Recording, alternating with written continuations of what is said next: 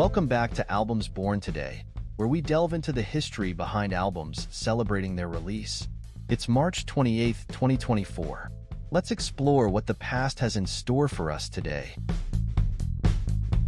The Young Rascals is the self-titled debut album by the American rock band The Rascals, released in 1966. The Rascals, originally known as the Young Rascals, formed in New York City in 1965. The band consisted of singer and keyboardist Felix Cavaliere, guitarist Gene Cornish, drummer Dino Danelli, and bassist Eddie Brigati.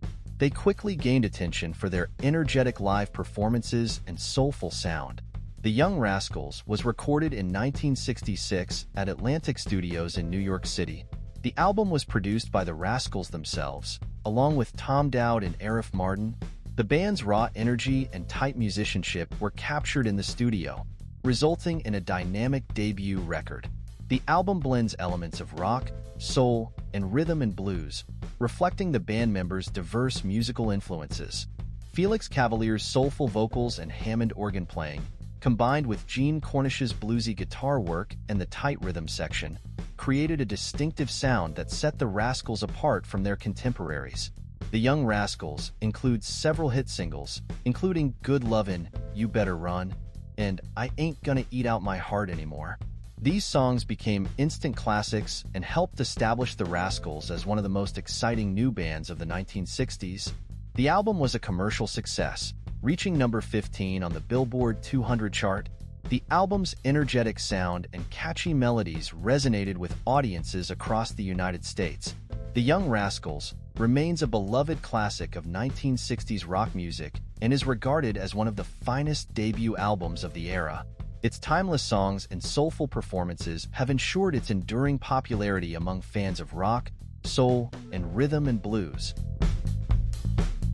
House of the Holy is the fifth studio album by the English rock band Led Zeppelin, released in 1973. Prior to House of the Holy, Led Zeppelin had already achieved immense success with albums like Led Zeppelin, Led Zeppelin II, Led Zeppelin III, and Led Zeppelin IV. These albums established the band as one of the most influential and popular rock acts of the era. House of the Holy was recorded in 1972 and 1973 at various studios, including Electric Lady Studios in New York City and Olympic Studios in London. The album was produced by Jimmy Page, the band's guitarist, and featured the engineering expertise of Eddie Kramer. House of the Holy showcases Led Zeppelin's eclectic musical style, blending hard rock, blues, folk, and psychedelia. The album features a diverse range of songs, from the heavy riffage of The Song Remains the Same to the acoustic balladry of The Rain Song, and the reggae-inspired groove of Dayur Makar. Lyrically, the album explores themes of love, spirituality, and the human condition. The iconic album cover, designed by the design firm Hypnosis, features a group of nude children climbing the Giant's Causeway in Northern Ireland. The surreal and provocative imagery sparked controversy upon the album's release, but has since become synonymous with Led Zeppelin's mystique and artistic vision. While House of the Holy did not produce any hit singles in the traditional sense, several tracks from the album became fan favorites and concert staples. Songs like Over the Hills and Far Away, Dancing Days, and Dayur Makar received considerable airplay and contributed to the album's enduring popularity. House of the Holy was a critical and commercial success upon its release, reaching number 1 on the Billboard 200 chart in the United States and number 1 on the UK Albums chart in the United Kingdom. House of the Holy is regarded as one of Led Zeppelin's greatest albums and a classic of 1970s rock music. Its innovative musical arrangements, ambitious production techniques, and timeless songwriting have cemented its status as a landmark in the band's discography and a touchstone for generations of rock musicians. The Man from Utopia is the 13th studio album by American musician Frank Zappa, released in 1983. As with many of Zappa's albums, The Man from Utopia features a wide range of musical styles, including rock, jazz, blues, and avant-garde. The album showcases Zappa's virtuosic guitar playing, complex compositions, and irreverent sense of humor. A notable track on the album include The Dangerous Kitchen, a humorous song about the perils of cooking, The album also features a cover of the Beatles' I Am the Walrus, showcasing Zappa's unique interpretation of the song.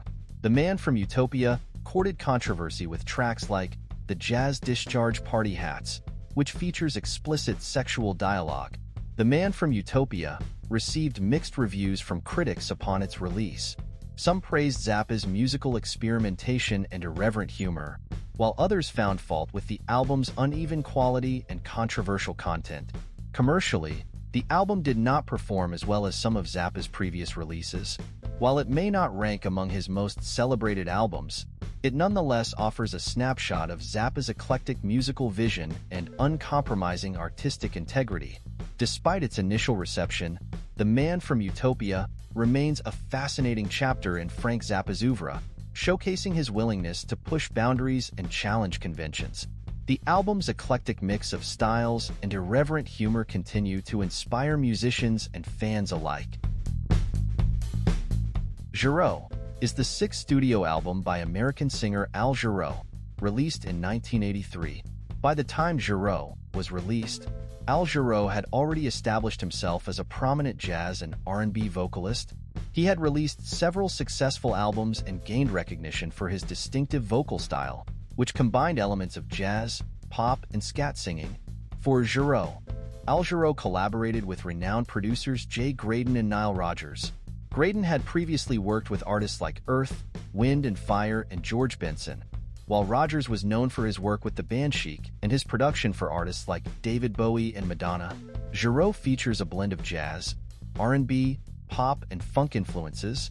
The album showcases Giraud's versatile vocal abilities, with songs ranging from smooth ballads to up-tempo dance tracks. Lyrically, the album explores themes of love, relationships, and personal introspection. The album produced several hit singles, including Mornin', Boogie Down, and Trouble in Paradise. These songs received significant airplay on radio stations and helped propel the album to commercial success. Giraud earned Al Giraud 2 Grammy Awards in 1983. He won the Grammy Award for Best Male Pop Vocal Performance for his song Mornin', and the album also won the Grammy Award for Best Male Jazz Vocal Performance. Giraud remains one of Al Giraud's most beloved albums and is considered a classic of 1980s R&B and jazz. Its innovative blend of genres and Giraud's impeccable vocal delivery have cemented its status as a timeless work in the singer's discography. Thanks for tuning in. If you enjoyed this video, don't forget to hit that like button and subscribe for more content. Feel free to leave your thoughts and suggestions in the comments below. Keep the music alive, and we'll see you in the next video.